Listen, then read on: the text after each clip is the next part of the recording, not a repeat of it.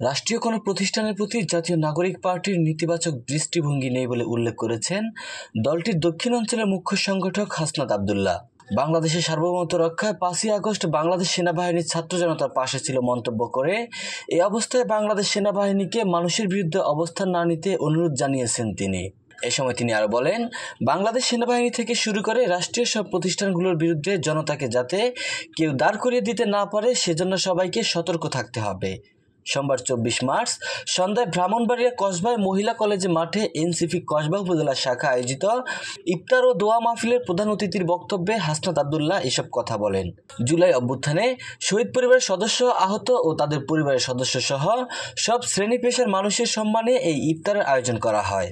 এ সময় হাসনাত আব্দুল্লাহ বলেন, বাংলাদেশে ফ্যাসিবাদ বিরোধী রাজনৈতিক দলের সঙ্গে আমাদের সহ অবস্থান থাকবে, কিন্তু যারা ফ্যাসিস্ট আওয়ামী লীগকে পুনর্বাসন করতে চাইবে তাদের শত্রু বলেই গণ্য করা হবে। ৫ই আগস্টের পর তারাই শত্রু যারা আওয়ামী লীগকে বন্ধু বলে মনে করেন বলেও জানান তিনি।